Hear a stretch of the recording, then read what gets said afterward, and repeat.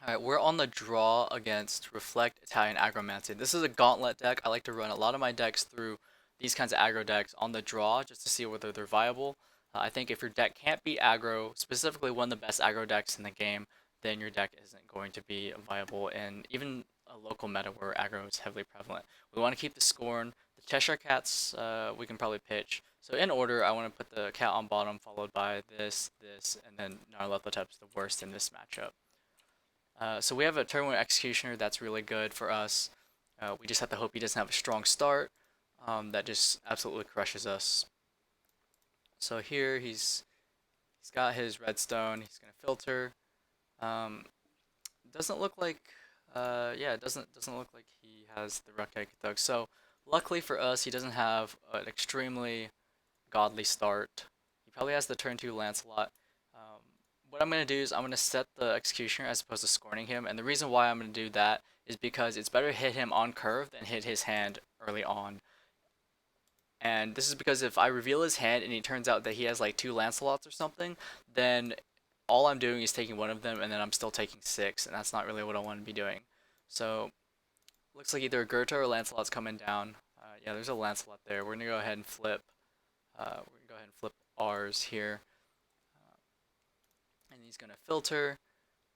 And looks like that's pretty much going to have to be his turn. I don't think that deck runs Change the World simply because it's pure aggro going on. For us, what we can do is we have a Scorn. I'm going to go ahead and Scorn him first. I do this before attacking because I need to know whether I can attack or not, or whether I need to leave something up to block. So we see a bunch of stuff in his hand. Now I actually think I take the Ruckegg here and let the Lancelot go because I can kill it with Executioner. And the reason why I take the Ruckegg here is because if I let him have the if I hit the Lancelot, let him have the Ruckegg, he goes Ruckegg, Thug, grab another Ruckegg, play the second Ruckegg, Thug that one, and then grab like another Lancelot. Whereas I can stop that completely if I just take the Ruckegg here. So I'm going to take the Ruckegg. I think it's the best choice. Um, it feels a little awkward, I guess. And then what I'm going to do is I'm going to go ahead and set the Executioner face down. I actually think I can swing in for 3 here, simply because I should be able to hit his next turn play with the second Executioner I've set.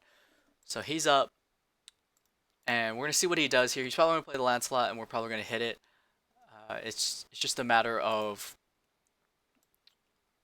whether. Well, I don't think he's going to hardcast Cthulhu. It depends on whether he has a Ruckegg or drew into a Ruckegg or not. And I'm going to hope that he didn't, simply because that'd be really bad for us. But so he's going to. Looks like he's going to play the Lancelot. Yeah, we're going to pop it. Um, Pop with the Executioner here. So we're making it to at least turn 3 without taking any damage, which means this deck is doing its job very well, staving off aggro and getting to the later stages of the game. Now, he did play Guinevere. Guinevere is like the best card against us, or one of the best cards to stay in the game, as far as just pure engine power goes. So what I want to do here is I want to swing, because he's not going to block. I don't think either of these. I'm going to swing here for 3. Looks like he's just going to take it.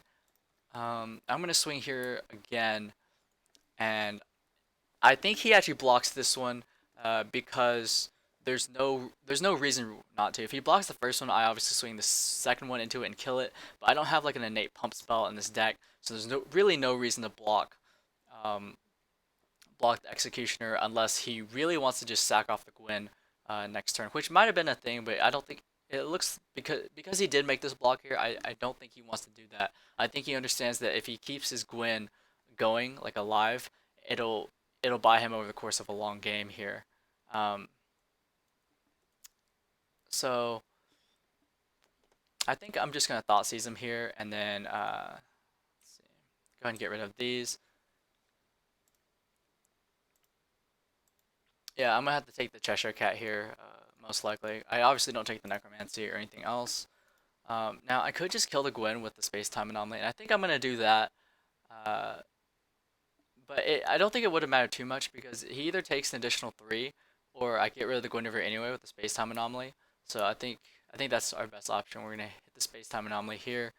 Um, we're gonna draw a card. Ooh, that's a really good draw. And we'll go ahead and set our Sign of the Future, even though it's probably not gonna trigger against him, and then we're gonna pass. And I'd be very surprised if he wants to continue playing the game after this point because he's so far behind that I don't think he can just keep going like this. Okay, so he put the Cthulhu on bottom. Looks like. Okay, so he's gonna double thunder our Nyarlathotep here. So I don't see him winning this game by any means then, because it's like turn 4 and he hasn't done anything. He basically has a necromancy in hand. Um, like I think if he would have drawn cards off the Guinevere, he might have still kind of been in the game. But if you look at what he drew a thunder. He probably would have drawn something else. He would be able to discard the necromancy, have that reflect filter, see additional card, and that might be able to do it. But our follow up is pretty insane. Our Lucifer, once we stick the Lucifer, and just pass to him, he's gonna have to play this game of where he wants to like bounce our Lucifer or something, to just prevent us from gaining life. So it looks like he's just going to judgment and pass. And for us, that's really good because we can call stone. We can keep calling stones, whereas he had to judgment. We can attempt to swing, attempt to gain some. Oh, I don't think I would do this here. I don't think I do that. I think I just attempt to swing, and then see if I can stick another Lucifer here. I don't. Do I scorn him? I don't think scorning him is very good. He probably wants to search, so we're just gonna go ahead and play another Lucifer here, and um, just scorn him after the Lucifer. He can counter this if he wants. But I'd be kind of surprised unless he actually wants to. Okay, it looks like he does want to save what he has in hand. So um, he's definitely not in a good position here. Um, I feel like it's gonna be very hard for him to come back. Okay, is that a haster? The only thing that costs 4 in his deck's like a haster. Yeah.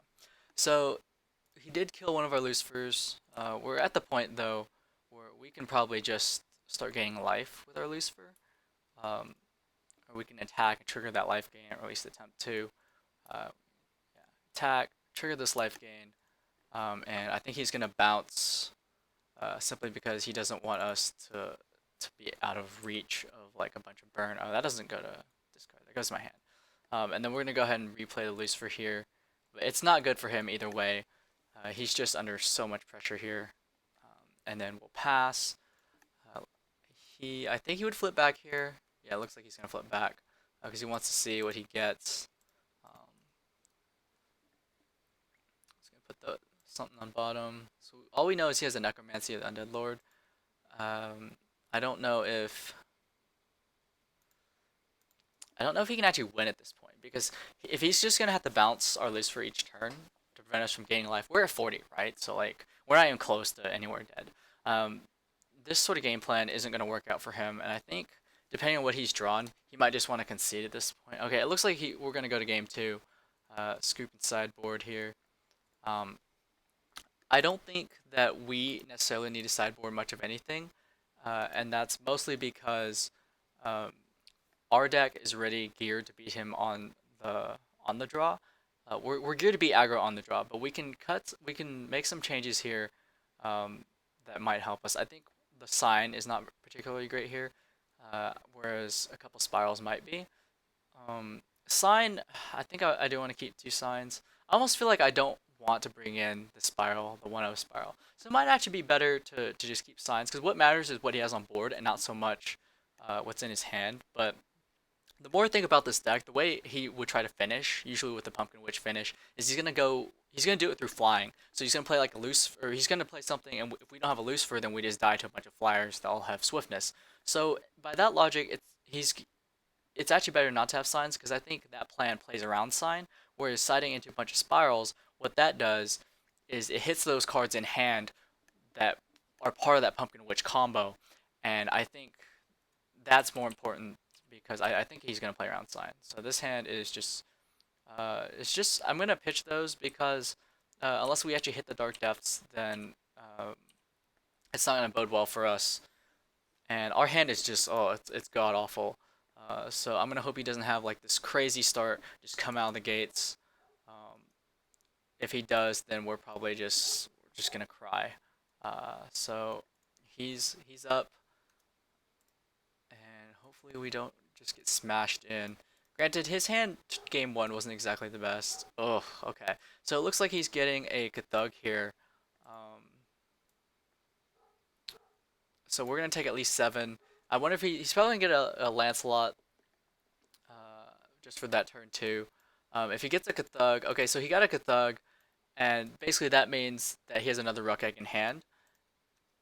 Because that means he's gonna attempt to turn 2, play the Ruck Egg Cthulhu combo again, and we're gonna start off essentially at 33 life. So we're gonna pass. We're gonna draw. This card isn't very good in this specific matchup, although it does have some use cases. So I think what our best bet is to just do what we can and hope we don't get crushed. We'll go ahead and play it. Like, it's ironic because I think now I probably wish I had this line, because if he Rugged thugs us again, then we're just gonna get demolished by just pure damage. Okay, I guess he like misclicked and drew 2 or something.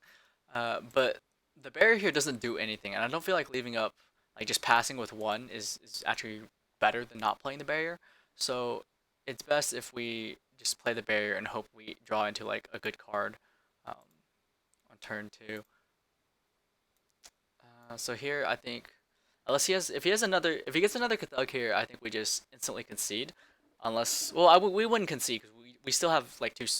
Wait, no, we took all the signs out. Damn it. Yeah, we'd probably concede. Simply because it means if he gets another like Cthulhu or Ruckik here, it means he has that other piece in hand, and if he has triple Cthulhu on turn 2, then there's no way we're actually gonna beat that. So it looks like he's gonna attack for looks like 12, so this puts us at 21. And oh, okay, so he played a Guinevere, which basically seals the deal against us. It means our sign isn't going to be very good. We have a bunch of things like Spiral that aren't very effective here. I mean, we're not completely dead, per se. We'll probably take another 12 next turn. Potentially 16. I don't think Spiraling here is very good. I think we just pass and leave up the Stone Death mana and hope that we can make do with this.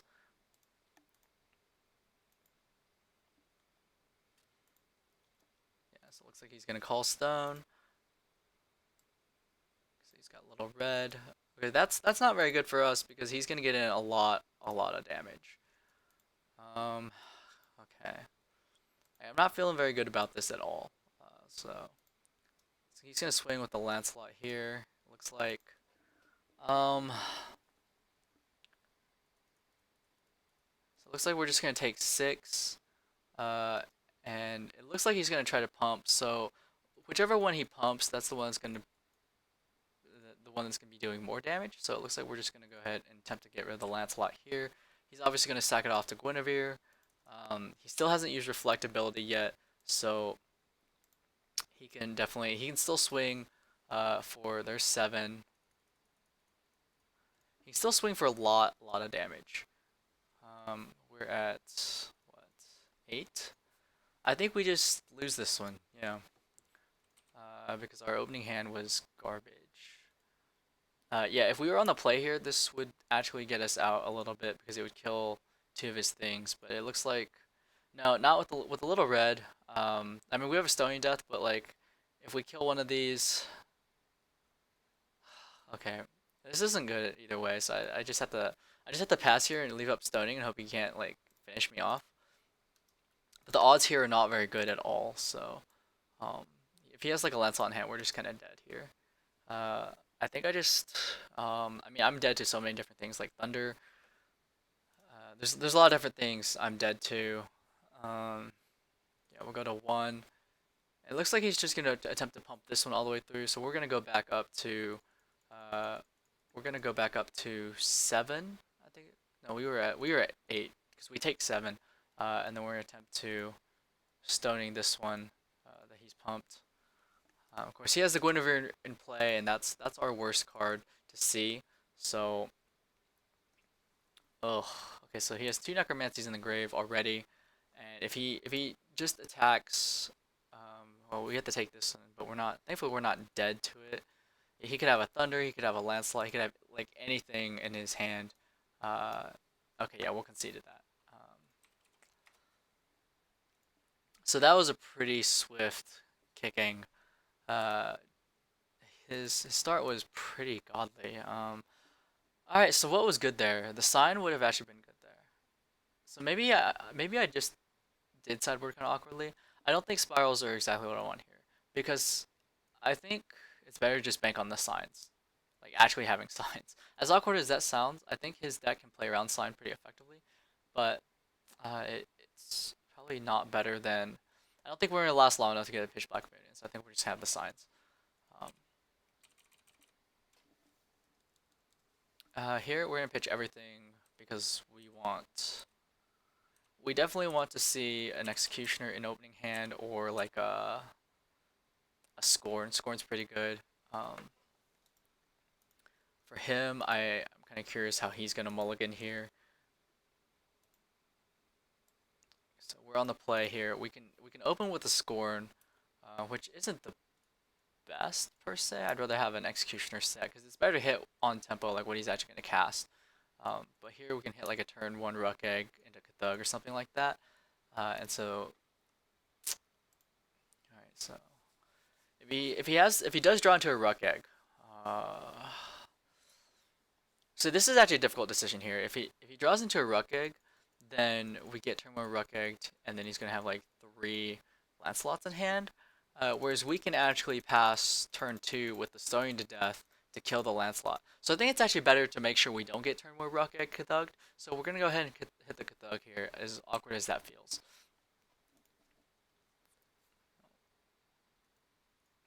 Pass it to him because then if he draws like a Ruck Egg, then we're not just like, well, we're just gonna get hit by Kathug, and then he's have like still two Lancelots in hand because he can search.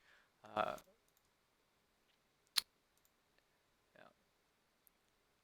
But here we bought ourselves a turn by not making sure he didn't have that turn one play. Here we can well the sign's like sign is super awkward here. We're just gonna have to pass with Stony Death mana up. Go ahead and hit that turn 2 Lancelot if we can. We are going to take 2 to be able to cast a Stoning Death, but the goal is just to make it to later game without giving him a board, I'd say. So there's the Lancelot there. We're going to go ahead and present this. So he's probably just going to have to reflect, filter, and pass here, since things aren't going to be going too well. We're hanging on. What we can do here is we can bluff the sign, and then we can also set, or bluff the, we can leave, not bluff, we can set the sign and leave up Stoning Death and hit his turn 3 play, and then turn 4 Thoughtseize him, and that should be enough to buy us the necessary time. So here, I think, here we're on the play, which is really good for us. I mean, being on the play is always good against a red deck, but in this sort of situation, I think we really need to be on the play. After the beating we got in game 2, he basically had a godly start, whereas we had the worst start our deck could probably ever have. And so I don't know, sometimes it happens, but again, I don't think it happens often enough that we just, like, our aggro matchup's so bad that we have to worry about it too much. I think our aggro matchup is actually very good, because I built this to beat aggro on the draw. That's partly why I switched from like Vlad to Kaguya. But here we have several options here. He didn't Kathug it, so looks like what we're gonna do here is we're probably just gonna play Nyarlathotep and Thoughtseize his hand and see what we can get out of it. So he has 2 Ruck Eggs. I think I'm gonna take the Lancelot here. I think that's the best option. He can play another Lancelot and then shoot ours, Nyarlathotep for like 10 damage, but I think I'm okay with that. If he does that,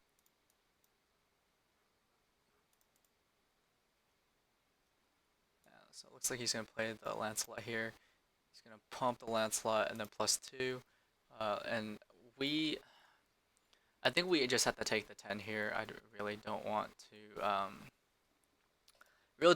just like lose my my Nyarlathotep for no reason. He's got 2 Ruck Eggs, so he can definitely just block we try to swing into the Lancelot itself. We have a couple things we can do. One is we can drop an Arthur, and I think I like that play. What we can do here, if we drop the Arthur, we can set an Executioner. So dropping the Arthur here is actually going to blow up his Ruck Eggs. It's going to give him 2 searches. He's probably going to grab like Lancelot's or something like that. I want to see what he grabs first. It's just a matter of we want to be able to judge what he gets or make our play decisions based on what he gets here. But oh no, he doesn't have another Lancelot, right? Like, yeah, he's got all. That's all 4 Lancelots he's gone through. So at this point, he's probably switched to the. Okay, he has Goethe, so he's gonna be trying to fly over, if he can. He probably has the haster to grab or to kill like a Nyarlathotep or something. But his goal here is now to fly over and get that remaining bit of damage. So we do want to see a Lucifer as early as possible here. We're gonna go ahead and swing at the Lancelot, obviously. Our goal here is to try to stick a Lucifer and start getting life to put ourselves out of reach, because we also need to be able to block a Pumpkin Witch if it comes down to that.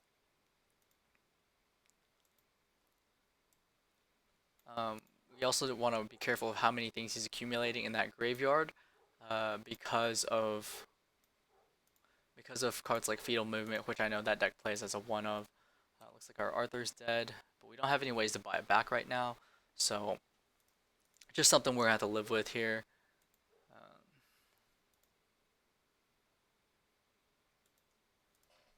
So he didn't Judgment. He's probably gonna want a Judgment soon. The thing that worries me is the Pumpkin Witch that I know is in his hand. So we need to get that out of his hand as soon as we can. So I'm going to go ahead and play a Cheshire Cat just to draw and see what our options are. What additional options we have, I should say. Ooh, this gives us a lot of leeway. So this is clearly the worst the sign is. But by setting the prison, this sets us up so that even if he does play the Pumpkin Witch, we can just stop it. But we need to mount pressure on the board. So we're going to go ahead and play the second Nyarlathotep anyway, get information on his hand, just to see what we're dealing with here. So he's got a Goethe, and he's got 1, 2, 3, 4, 5, 6, 7. He's got 7 Resonators in the grave. So Fetal hits us for 7. We're at a virtual 21 right now. Possibly a virtual 16 with that Thunder in his hand. We get to hit one of those. So main thing here is he's probably going to have a refrain by the time he plays the Pumpkin Witch. So I actually think the best option here is to actually hit that Pumpkin Witch. Even though it fuels his Fetal Movement here, I think it's better to make sure we don't die to a bunch of flyers. I think that's what's most important here. And then we have. Do we swing here? I feel like if he's going to be swinging at us, I think we have to swing here. Even if he wants to trade with the haster or something. Okay, so it looks like he doesn't want to trade. And we swing here because we need to get damage in and eventually close this game anyway, as opposed to just like doing nothing. So here, I'm kind of curious whether he's going to Thunder us. Yeah, looks like we are going to go to 23. He's really just setting us up for some sort of Pumpkin Witch play or something like that. I know he's got another Pumpkin Witch in the deck, so that's something we want to be careful of. As far as his graveyard, he's got 8 Resonators, so we are at a virtual 15. Basically a virtual 15 here. Looks like he's gonna. Okay, that's a Goethe. So he's gonna give that swiftness and flying. It looks like, as well as that. So it looks like he's swinging in for 8. Do we have an Executioner? We do have an Executioner, so we can pop the Executioner here on the Goethe, which should buy us enough time because we're not taking that damage. Yeah, should buy us the time we need. He's gonna search and probably get like a Pumpkin Witch or something. So we need to either stick our Lucifer or be ready to take out that Pumpkin Witch. Thankfully, we've kept him constrained on counters because he doesn't play orbs. This deck is just trying to like balls the walls aggro. So this list doesn't play orbs. It doesn't need orbs in most cases. It's got a lot of reach just with Pumpkin Witch by itself. So our prison is probably going to be able to trigger. And in the case our prison doesn't trigger, then what happens is we have Stony Death Mana up. And this is all banking on the idea that he doesn't search with Refrain. So here we're just going to crash in with with this, see if he takes it. He most likely will, because he needs to figure out how he's gonna close out the game, um, and it's certainly not by blocking and losing dudes on board. So we have him down to 16. I don't think we swing with this. We just need to pass here. If we swing with this, he just blocks and it dies. So yeah, we just pass here. Um, and it looks like he's gonna search end of turn. And I presume he's getting the other Pumpkin Witch in his deck. But I could be totally wrong. I think, yeah, I would presume it's the Pumpkin Witch because he wants to get in. He wants to get in flying damage, and the Pumpkin Witch, he has to basically bank on me not having the prison, I think. Yeah, so he's gonna draw for turn.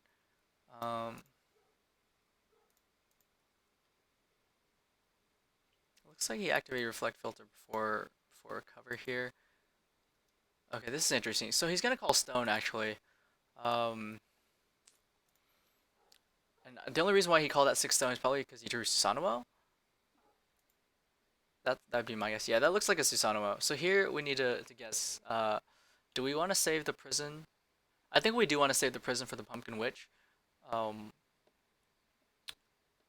we save the prison to kill the Susanoo, we could die to Pumpkin Witch. So I think he's, yeah. So yeah, okay. So he's gonna kill our Nyarlathotep. I think we have to just stone to death this thing. That's probably our best bet. Yeah, I'm gonna go ahead and do that. I'm gonna stoning the Susanoo. And I think if he attacks with the haster, we can just chump. But I don't think he's going to attack because he wants to set up like a Pumpkin Witch play to be able to get through that way. Okay, and here we basically sealed the deal. We drew a Lucifer. We have the, what's in our graveyard? Okay, so we're only like one Resonator down. Actually, I shouldn't swing with this first. I should play the Lucifer first. 2, 3, 4. Tap our mana right. Leave up our Moon Source. So here we can start getting life. Now we swing for 8. And we basically put him on 2-turn clock no matter what. And he needs to have an out to Lucifer. But we have a lot of things going for us. For one, we have I guess I'm gonna set the sign. I don't think the sign is particularly great here. This is where I wish I had a spiral, but I think yeah, probably spiral would have been better here, but I think on the draw in that game too, having the sign would have been a lot better, even though he had a Guinevere. So it looks like, okay, looks like this is that the Pumpkin Witch? I don't see how he wins this. Okay, so that's a Pumpkin Witch. I'm gonna go ahead and pop this. So how many does he have in his grave? We're at 23. He could still, well, could he? I don't think he can come back from this. Yeah, I really don't think he can. He can probably just play like is that a hard cast? Yeah, hard cast Adam Brawley. I was thinking it was a Kathug at first, but I don't think. Yeah, I don't see how he gets out of this. Because he has the blocker there, that's for sure. But let's see. We don't have any way to actually just like pop it. So I think he survives 1 turn maybe. I don't know. He was banking on us not having Executioner set, and of course we didn't. So Executioner face down. Now what happens if he like, another play he could have done is not play Pumpkin Witch, just Judgment for 2, and then bounce a Lucifer and prevent us from getting life.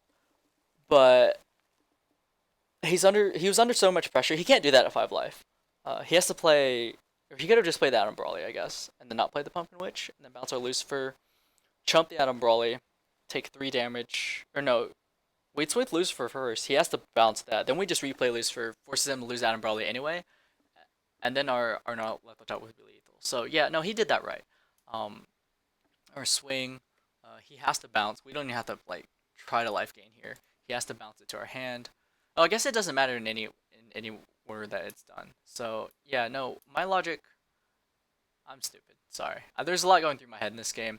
That logic doesn't make sense because no matter what he did, he was going to die.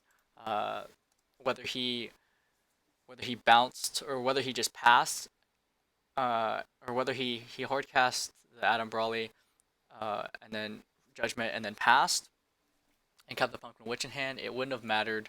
He was going to be dead this turn anyway. But yeah, this is me beating Reflect Italian Aggromancy in a match on the draw in the first game. On the draw in 2 out of 3 games. I'd say his start game 2 was godly. His start game 1 was average.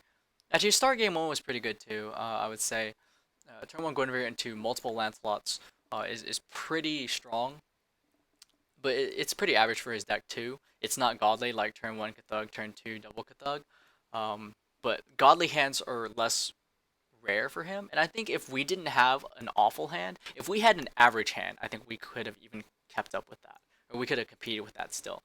So I think this video here is a demonstration of this deck being viable, because it beats aggro, and I've got all those ton of other videos of it beating other decks that aren't aggro, like sort of like mid range and combo decks. So hopefully you found this video informative. My thought process of how I make decisions to be effective. Maybe you learned something, but hopefully you enjoy this deck, and hopefully this encourages you to give it a try sometime, especially if your local meta is full of aggro.